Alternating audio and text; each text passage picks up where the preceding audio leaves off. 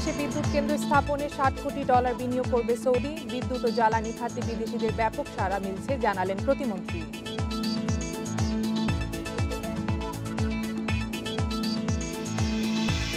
বঙ্গবন্ধু শিল্পনগরে বিনিয়োগের জন্য ৩০০ একর জায়গা পেল সৌদি আরব। বাংলাদেশের অগ্রগতির প্রশংসা সৌদি মন্ত্রীর।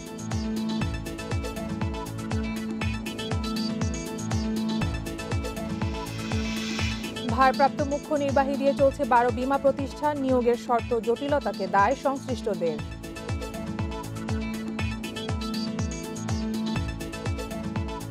আমন্ত্রণ অর্থনীতি সারাদিন, আপনাদের সঙ্গে আছে আমি কপ্তিয়া মুমতাহানা। শুনছিলেন শিরোনাম, এবারে জানাবো বিস্তারিত। চট্টগ্রামে 700 মেগাওয়াট বিদ্যুৎ কেন্দ্র স্থাপনের জন্য $60 কোটি বিনিয়োগের ঘোষণা দিয়েছে সৌদি আরব।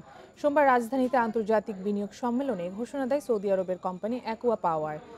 এই সময় বিদ্যুৎ, জ্বালানি ও খনিজ সম্পদ প্রতিমন্ত্রী নসরুল হামিদ বলেন, বিদ্যুৎ ও জ্বালানি খাতে বিনিয়োগের জন্য ব্যাপক সাড়া মিলছে সম্মেলন থেকে।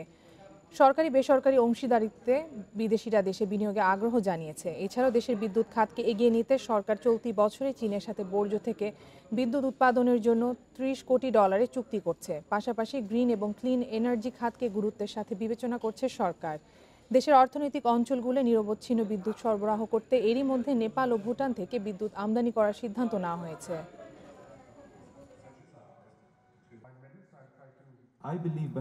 বাংলাদেশ সরকার বিদেশি বিনিয়োগ আকর্ষণে সব ধরনের উদ্যোগ নিচ্ছে। গত 10 বছরে নীতিগত অবকাঠামোগত পরিবর্তন আনা হয়েছে। চট্টগ্রামে 700 মেগাওয়াট বিদ্যুৎ কেন্দ্রের জন্য $600 মিলিয়ন বিনিয়োগের অনুমোদন হয়েছে। এবং ইনভেস্টররা সাংঘাতিকভাবে আমার সাথে আগেও যোগাযোগ করেছেন, আমাদের মিনিস্ট্রিতে তারা যোগাযোগ করেছেন, আমাদের বিভিন্ন ডেভেলপমেন্ট পার্টনাররাও আসতে চাচ্ছেন, ইনভেস্টমেন্ট সাথে পাবলিক প্রাইভেট পার্টনারশিপও আসতে যাচ্ছেন। আমরা ক্রস বর্ডারই পাওয়ার শেয়ারিংয়ে যেতে যাচ্ছি, সেটাও আমি আজকে উল্লেখ করেছি। সেখানেও প্রচুরভাবে তারা উৎসাহ দেখিয়েছেন। আমার কাছে মনে হয় যে পরিমাণ ইনভেস্টমেন্ট আমরা আশা করছি সেটা কোনো বিষয় না। আন্তর্জাতিক বিনিয়োগ সম্মেলনে আরও জানাতে রাজধানীর হোটেল রেডিসন থেকে যোগ দিচ্ছেন সহকর্মী রুহুল আমিন। রুহুল, বিনিয়োগ সম্মেলনের দ্বিতীয় দিনে দেশের কোন কোন খাতের সম্ভাবনা বিনিয়োগকারীদের কাছে তুলে ধরা হয়েছে? আজকে শেষ দিনে বেশ কটি সেমিনার হয়েছে। কিছুক্ষণ আগে কৃষি খাত নিয়ে একটি সেমিনার হয়েছে। আপনি জানেন যে 11টি খাতকে গুরুত্ব দিয়ে আইসিটি, পোশাক, চামড়া, কৃষি সহ 11টি খাতকে গুরুত্ব দিয়ে এই 2 দিনের সম্মেলন করছে বিনিয়োগ উন্নয়ন কর্তৃপক্ষ বিডা। তো আজকে একটু যেটি বলছিলাম যে কিছুক্ষণ আগেও আমরা কৃষি খাত নিয়ে একটি সেমিনার শুনছিলাম। সেখানে বক্তব্য রাখছিলেন কৃষিমন্ত্রী আব্দুর রাজ্জাক। তিনি বলছেন যে বাংলাদেশ কৃষিতে অভাবনীয় সাফল্য অর্জন করেছে, তবে এখনও অনেক সাফল্য অর্জনের জায়গা রয়েছে। বিশেষ করে তিনি বলছেন বাংলাদেশের খাদ্য মান এখন পর্যন্ত গুণগত পর্যায়ে নয় বা খাদ্য মান কাঙ্ক্ষিত পর্যায়ে নয়।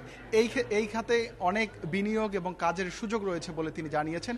একইভাবে তিনি বলছেন যে বাংলাদেশের রপ্তানি খাত, কৃষি রপ্তানি এখনো কাঙ্ক্ষিত পর্যায়ে পৌঁছায়নি। তিনি অনেক ছোট ছোট দেশের উদাহরণ দিয়েছেন যে সেই দেশগুলো রপ্তানিতে, কৃষি পণ্য রপ্তানিতে ভালো করছে, কিন্তু বাংলাদেশের অনেক সক্ষমতা থাকা সত্ত্বেও, সুযোগ থাকা সত্ত্বেও ভালো করতে পারেনি। তিনি বলছেন যে এইসব খাতে, বিশেষ করে খাদ্যের মান, খাদ্য রপ্তানি, এইসব খাতে যদি বিদেশি বিনিয়োগ বাংলাদেশে আসে, অবশ্যই সেটি বাংলাদেশের অর্থনীতিকে যেমন বেগবান করবে, তেমনি যারা এখানে বিনিয়োগ করবেন তারাও লাভবান হবেন। কারণ বাংলাদেশ বিভিন্ন দেশে, বিশেষ করে উন্নত দেশগুলোতে শুল্কমুক্ত সুবিধা পাচ্ছে এবং এই শুল্কমুক্ত সুবিধা বাংলাদেশ আরো অনেক দিন পাবে। এখনো বেশ দুটি সেমিনার চলছে। একটি তৈরি পোশাক খাত নিয়ে সেমিনার চলছে, একটি হচ্ছে জানতে চাইবো যে পোশাক ও চামড়া খাতে বিনিয়োগ ও রপ্তানির বাজার বাড়ানোর কোনো পরিকল্পনা নীতি নির্ধারকদের কাছে আছে কিনা? আপনি জানেন যে বাংলাদেশ এখন দ্বিতীয় বৃহত্তম তৈরি পোশাক রপ্তানিকারক দেশ। তবে বাংলাদেশের রপ্তানিকারকরা যেটি বলছেন যে তৈরি পোশাক রপ্তানি একটি জায়গায় আটকে আছে, যেমন পণ্যের বহুমুখীকরণ এখানে হচ্ছে না, আবার বাজার বহুমুখীকরণও কম হচ্ছে। সেক্ষেত্রে তারা বলছেন যে তারা খুব প্রথাগত পণ্য উৎপাদন করেন বলেই তাদের এটি হচ্ছে। উদ্যোক্তারা বলছেন যে সারা বিশ্বে এখন ম্যানমেড ফাইবার বা কৃত্রিম তন্তুর ব্যবহার বেড়ে গেছে এবং ম্যানমেড ফাইবারে তৈরি পোশাকের চাহিদা অনেক অনেক বেশি বেড়ে গেছে, কিন্তু সেখানে বাংলাদেশের বিনিয়োগ বা বাংলাদেশের অংশগ্রহণ খুবই কম। উদ্যোক্তারা বলছেন যে এই খাতে বিশেষ করে ম্যানমেড ফাইবার উৎপাদনে বাংলাদেশের উদ্যোক্তারা যেমন বিনিয়োগ করতে পারে এবং বিদেশি উদ্যোক্তারাও তেমনিভাবে বিনিয়োগ করতে পারে। একইভাবে তারা বলছে যে বাংলাদেশ পোশাক রপ্তানিতে দ্বিতীয় বৃহত্তম এবং এখানে প্রায় 40 লাখের বেশি শ্রমিক কাজ করছেন, কিন্তু এই শ্রমিকের দক্ষতা নিয়ে তাদের প্রশ্ন আছে এবং তারা বলছে যে যখনই নতুন করে ক্রয়াদেশ বাড়ে তখন তারা দক্ষ শ্রমিকের সংকটে ভোগেন। তো এইসব বিষয়ে তারা বলছে যে সরকারও যেমন বিনিয়োগ করতে পারে, তেমনি দেশের বেসরকারি খাত বিনিয়োগ করতে পারে, আবার বিদেশিরাও বিনিয়োগ করতে পারেন। এই বিষয়গুলো তারা তুলে ধরেছেন। সকালের দিকে একটি সেমিনার আমরা দেখেছি, সেখানে সেটি হচ্ছে 2 দিনের আন্তর্জাতিক এই বিনিয়োগ সম্মেলন থেকে এবারে সার্বিকভাবে কি পরিমাণ বিনিয়োগ আশা করছে আয়োজক বিডা? এখন পর্যন্ত আমরা যেটি জেনেছি যে আজকে অন্তত 4টি চুক্তি সম্পন্ন হবে, যদিও সন্ধ্যা 7টার দিকে সমাপনী অনুষ্ঠান আছে এবং মিডিয়া ব্রিফিং করা হবে, সেখানে মূলত এই সম্মেলনের সফলতা তুলে ধরা হবে। এখন পর্যন্ত আমরা জেনেছি যে 4টি চুক্তি আজকে স্বাক্ষর হতে যাচ্ছে। একটি অর্থনৈতিক অঞ্চল কর্তৃপক্ষের সঙ্গে চুক্তি হতে পারে দেশীয় একটি কোম্পানির, এছাড়া বিদেশি একটি কোম্পানির বিদ্যুৎ খাতে একটি বড় বিনিয়োগের আমরা এখন পর্যন্ত জেনেছি যে $1.5 বিলিয়ন একটি একক চুক্তি হতে পারে। এরকম 4টি চুক্তির খবর এখন পর্যন্ত আমরা জেনেছি, তবে সেগুলো নিয়ে এখন পর্যন্ত আলোচনা চলছে। আপনি জানেন যে এটি খুবই সংক্ষিপ্ত একটি সামিট, 2 দিনের সামিট। উদ্যোক্তারা এসেছেন বিভিন্ন দেশ থেকে, সৌদি আরব থেকে এসেছেন, তুরস্ক থেকে এসেছেন, চীন, জাপান সহ অনেক দেশ থেকে এসেছেন। সেই চুক্তিগুলো নিয়ে এখন আলোচনা হচ্ছে এবং সমঝোতা সন্ধ্যার কিছুক্ষণের মধ্যেই সেই সমঝোতাগুলো স্মারক হবে এবং সন্ধ্যা 7টার দিকে ব্রিফিংয়ে সেটি জানিয়ে দেওয়া হবে। আপনাকে যেটি বলছিলাম যে বাংলাদেশ 2041 সালে উন্নত দেশে যেতে চায়। বিশ্লেষকরা বলছেন যে সেই লক্ষ্য পৌঁছতে হলে বাংলাদেশকে 2 দশকের মধ্যে প্রায় $600 বিলিয়ন বিনিয়োগ করতে হবে অবকাঠামো খাতে। সে কারণে সরকার, বেসরকারি খাত দুপক্ষই বলছে যে এই অবকাঠামো খাতে সরকারের বিনিয়োগ, দেশের বিনিয়োগ এবং বিদেশিদের বিনিয়োগের অপার সম্ভাবনার সুযোগ দুটোই রয়েছে। এই ছিল আমার কাছে সবশেষ খবর। আন্তর্জাতিক বিনিয়োগ সম্মেলনের শেষ দিনের খবর জানাচ্ছিলেন সহকর্মী রুহুল আমিন। চলে যাব পরের খবরে। সৌদি আরবকে বিনিয়োগের জন্য চট্টগ্রামের মিরসরাই বঙ্গবন্ধু শিল্পনগরে 300 একর জায়গা বরাদ্দ দিয়েছে অর্থনৈতিক অঞ্চল কর্তৃপক্ষ বেজা।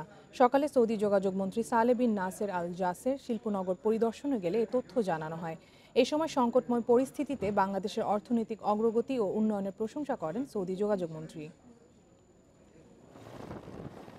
বিনিয়োগের পরিবেশ দেখতে সোমবার সকালে বঙ্গবন্ধু শিল্পনগর পরিদর্শনে যান সৌদি আরবের 11 সদস্যের প্রতিনিধি দল।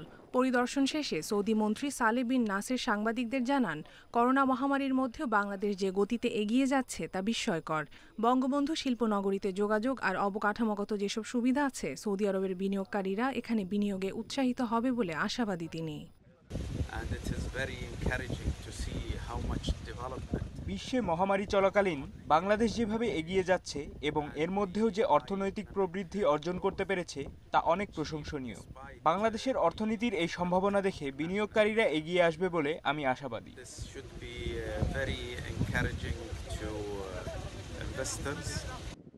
বেজা কর্তৃপক্ষ বলছে, বঙ্গবন্ধু শিল্পনগরে 300 একর জায়গা সৌদি আরবের জন্য বরাদ্দ দেওয়া হয়েছে। দেশটির ব্যবসায়ীরা এই শিল্পাঞ্চলে বিনিয়োগ করলে তা মধ্যপ্রাচ্যের অন্য দেশগুলোকেও আগ্রহী করবে।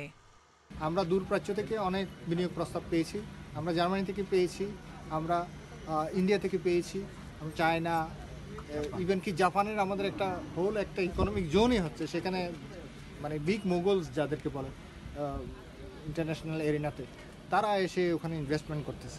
বেজা নিজেই এইখানে বিনিয়োগকারীদের জমি দেওয়ার উদ্যোগ গ্রহণ করে এবং তারই ফলশ্রুতিতে আমরা কিন্তু প্রকল্পটি ভিন্নভাবে এখন সাজিয়েছি। এখন প্রকল্পের মাধ্যমে আপনারা দেখবেন যে এখানে আমরা ইলেকট্রিসিটি, ওয়াটার, গ্যাস এগুলো এনেছি, কিন্তু এখন আমাদের প্রত্যেকটা বিনিয়োগকারী ঘরে ঘরে এই সেবাটা পৌঁছে দিতে হবে। প্রায় 22,000 একর জায়গার বঙ্গবন্ধু শিল্পনগরে এরই মধ্যে দেশি বিদেশি প্রতিষ্ঠানের $2,000 কোটি বিনিয়োগ প্রস্তাব অনুমোদন করা হয়েছে। এই শিল্পনগরে 2030 সালে প্রায় 15 লাখ লোকের কর্মসংস্থান হবে বলে আশাবাদী বেজা। কপ্তিয়া মুমতাহানা, ইন্ডিপেন্ডেন্ট নিউজ ডেস্ক। বেশ কয়েক বছর ধরে ভারপ্রাপ্ত মুখ্য নির্বাহীর মাধ্যমে চলছে দেশের 12টি বীমা প্রতিষ্ঠান। বীমা উন্নয়ন নিয়ন্ত্রণ কর্তৃপক্ষের নিয়োগের শর্ত জটিলতায় মুখ্য নির্বাহী নিয়োগ হচ্ছে না বলে দাবি সংশ্লিষ্টদের। এদিকে নিয়ন্ত্রক সংস্থা বলছে, যোগ্য লোকের অভাবের পাশাপাশি এই খাতে কাজে আগ্রহ হারাচ্ছেন অনেকেই। আইন অনুযায়ী বীমা প্রতিষ্ঠানে মুখ্য নির্বাহী কর্মকর্তার পদ 3 মাসের বেশি খালি রাখা যাবে না। তবে নিয়ন্ত্রক সংস্থা বীমা উন্নয়ন কর্তৃপক্ষ আইডিআর এর অনুমোদনের সাপেক্ষে আরও 3 মাস সময় পাওয়া যায়। সব মিলে 6 মাসের বেশি এই পদ খালি রাখার সুযোগ নেই। তবে নিয়ম অমান্য করে ভারপ্রাপ্ত মুখ্য নির্বাহী দিয়ে কার্যক্রম পরিচালনা করছে 12টি জীবন বীমা প্রতিষ্ঠান। এর মধ্যে অনেক প্রতিষ্ঠানই 7 বছর পর্যন্ত ভারপ্রাপ্ত মুখ্য নির্বাহী দিয়ে কার্যক্রম পরিচালনা করছে। সংশ্লিষ্টরা বলছেন, শর্ত জটিলতা নিয়োগ দেওয়া সম্ভব হচ্ছে না অনেক যোগ্য লোককেও। কেপেবল অনেকেই, কিন্তু আইডিআর থেকে যে ক্রাইটেরিয়া ফর এমডি তৈরি করেছে সেই ক্রাইটেরিয়ার লোক আমরা বাংলাদেশে পাচ্ছি না। শর্ত অনুযায়ী মোট 5 বছরের স্নাতক ও স্নাতকোত্তর ডিগ্রি থাকতে হবে মুখ্য নির্বাহী কর্মকর্তার। এছাড়া একই শ্রেণীর বীমা প্রতিষ্ঠানে 15 বছরের কাজের অভিজ্ঞতা ও ব্যবস্থাপনা পরিচালকের নিম্ন পদে 3 বছরের কাজের অভিজ্ঞতা থাকতে হবে। বয়স হতে হবে 40 থেকে 67 বছরের মধ্যে। শর্ত পূরণ না হওয়ার পাশাপাশি অনেকে এ খাতে কাজের আগ্রহ হারানোয় নিয়োগ দেওয়া যাচ্ছে না বলে জানিয়েছে আইডিআরএ। অ্যাকচুয়ালি বাংলাদেশের যা প্রয়োজন সেই ধারে কাছে আমাদের নেই। সেজন্য অ্যাকচুয়ালি সংখ্যা বাড়ানোর জন্য কিন্তু আমরা ইডরা থেকে বিজ্ঞপ্তিও দিয়েছি, কিন্তু ওই স্কলারশিপ গ্রহণ করার জন্য কোয়ালিফাইড স্টুডেন্টই পাওয়া যায়নি। এই ধরনের সংকটের কারণে বীমা খাতের ক্ষতিগ্রস্ত হওয়ার আশঙ্কা দেখছেন বিশ্লেষকরা। ভালো মাইনে, ভালো সুযোগ সুবিধা এবং বিশেষ করে প্রতিষ্ঠানে যদি সুশাসন থাকে তবেই কিন্তু ভালো লোকজন রিক্রুট করা যাবে এবং তারা আসবে। মুখ্য নির্বাহী কর্মকর্তার পদ শূন্য থাকায় কঠিন হয়ে পড়ে প্রতিষ্ঠানের পরিচালনা পর্ষদের কার্যক্রম বাস্তবায়নও। Irin Khatun, Independent news, Dhaka. অর্থ আত্মসাতের মামলায় South Bangla Agricultural and Commerce ব্যাংকের 5 কর্মকর্তার দেশ ত্যাগে নিষেধাজ্ঞা জামিন আবেদন উত্থাপন হয়নি মর্মে খারিজ করেছে হাইকোর্ট। এই মামলায় বিদেশে থাকা ব্যাংকের সাবেক চেয়ারম্যান আমজাদ হোসেনের আগামীকালের মধ্যে দেশে ফেরার নির্দেশ দেওয়া হয়েছে। বিচারপতি নজরুল ইসলাম তালুকদার ও বিচারপতি এ.কে.এম. জহিরুল হকের বেঞ্চ এই আদেশ দেন। এর আগে সাবেক চেয়ারম্যান আমজাদ হোসেনের দেশ ত্যাগের বিষয়ে জানতে চাইলে 30 নভেম্বরের মধ্যে দেশে ফেরার কথা জানানো হয়। ফাইন্যান্সিয়াল ইন্টেলিজেন্স ইউনিটের প্রতিবেদনে বলা হয়, 4 দেশে বিপুল পরিমাণ অর্থ পাচার করেছেন আমজাদ হোসেন। যুক্তরাষ্ট্র, রাশিয়া, সিঙ্গাপুর ও ভারতে একাধিক বাড়ি, গাড়ি ও ব্যবসা প্রতিষ্ঠান গড়ে তুলেছেন তিনি। পাচার করা বিপুল অঙ্কের অর্থে তিনি যুক্তরাষ্ট্রে প্রাসাদ গড়েছেন।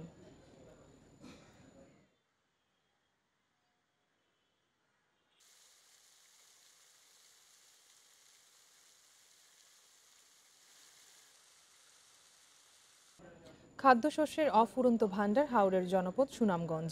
কৃষিকাজ ও মাছ ধরা ছাড়া বিকল্প কর্মসংস্থান না থাকায় হাওর অঞ্চলের 78% মানুষ বছরে 6 মাস বেকার সময় কাটায়।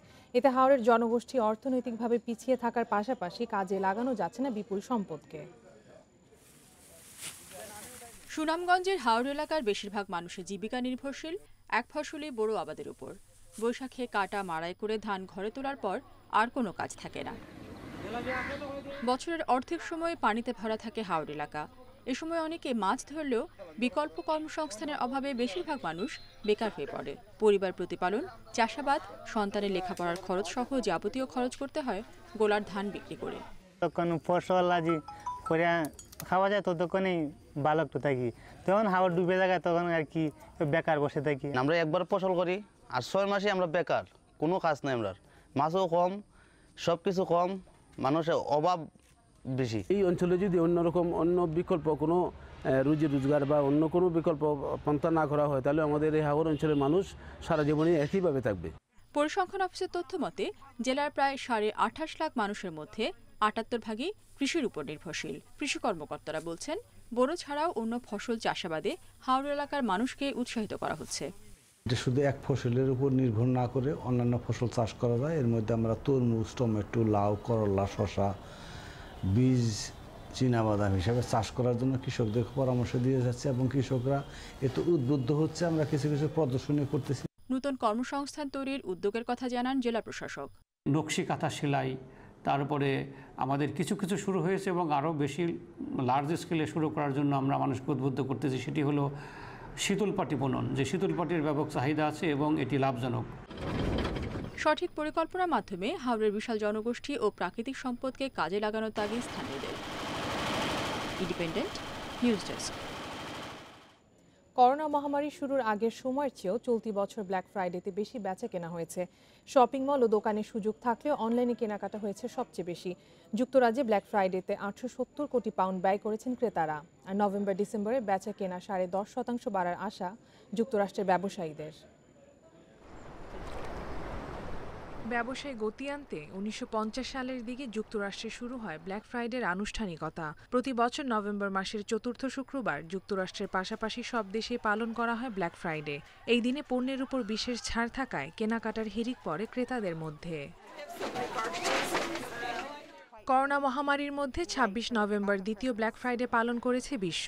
সংক্রমণ কমে আসায় বেশিরভাগ দেশেই সুযোগ ছিল দোকানে গিয়ে কেনাকাটা করার। তবে এবার শপিং মলে না গিয়ে অনলাইনে বেশি কেনাকাটা করেছেন মার্কিন ক্রেতারা। যুক্তরাষ্ট্রের রিটেল ফেডারেশন বলছে, বছরের শেষ 2 মাসে দেশটিতে পণ্য বিক্রি বাড়বে 10.5% পর্যন্ত। যুক্তরাজ্যে করোনার আগের সময়ের চেয়েও এবার ব্ল্যাক ফ্রাইডেতে বেশি কেনাকাটা হয়েছে। এই সময় 870 কোটি পাউন্ড ব্যয় করেছেন গ্রাহকরা, যা গত বছরের চেয়ে দ্বিগুণ। যেখানে মহামারীর আগে 2019 সালে 780 কোটি পাউন্ড ব্যয় হয়। বার্কলেস ব্যাংকের তথ্য অনুযায়ী গত বছরের তুলনায় এবার 23% বেশি লেনদেন হয়েছে কার্ডে। অনলাইন শপিংয়ের ক্ষেত্রে রেকর্ড ছিল 2022 সালের ব্ল্যাক ফ্রাইডে। গত বছর একদিনেই 10 কোটি মানুষ অনলাইনে কেনাকাটা করেন, আর দোকানে যান 5.87 লাখ ক্রেতা। 2019 সালের ব্ল্যাক ফ্রাইডেতে অনলাইনে ক্রেতা ছিল 9.32 লাখ, আর শপিং মলে যান 8.42 লাখ মানুষ। কপ্তিয়া মুমতাহানা, ইন্ডিপেন্ডেন্ট নিউজ। এবারে শেয়ার বাজারের খবর। টানা দর পতনের পর ঘুরে দাঁড়ানোর চেষ্টায় দেশের 2 স্টক এক্সচেঞ্জ। সপ্তাহের দ্বিতীয় কার্যদিবসে ঢাকার শেয়ার বাজার প্রধান সূচক বেড়েছে প্রায় 22 পয়েন্ট এবং দর বেড়েছে 64 ভাগ প্রতিষ্ঠানের। তবে ডিএসইতে লেনদেন কমেছে 128 কোটি টাকার বেশি। অন্যদিকে চট্টগ্রাম স্টক এক্সচেঞ্জে লেনদেন হয়েছে 36 কোটি 75 লাখ টাকার শেয়ার। সোমবার মূল্যসূচকের পতনে লেনদেন শুরু হয় ঢাকা স্টক এক্সচেঞ্জে। পুরো সময় উত্থান পতনের পর দিন শেষে ডিএসই এক্স সূচক 21.61 পয়েন্ট বেড়ে অবস্থান করছে 6795 পয়েন্টে। সূচক বাড়লেও লেনদেন কমেছে ঢাকার শেয়ার বাজারে। মোট লেনদেন হয়েছে 708 কোটি 18 লাখ টাকার শেয়ার, যা আগের দিনের চেয়ে 128 কোটি 91 লাখ টাকা কম।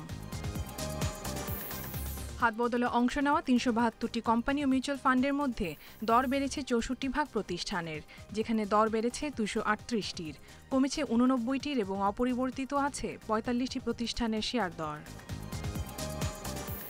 সবচেয়ে বেশি লেনদেন হওয়া প্রতিষ্ঠানের তালিকায় প্রথম অবস্থানে উঠে এসেছে বেক্সিমকো লিমিটেড, দ্বিতীয় জেনেক্স ইনফোসিস এবং তৃতীয় অবস্থানে বেক্সিমকো ফার্মা।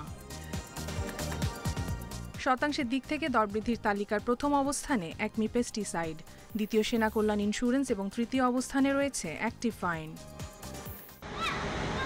অন্যদিকে চট্টগ্রাম স্টক এক্সচেঞ্জে সার্বিক সূচক 39.28 পয়েন্ট বেড়ে অবস্থান করছে 19,877 পয়েন্টে। লেনদেন হয়েছে 36 কোটি 75 লাখ টাকার শেয়ার।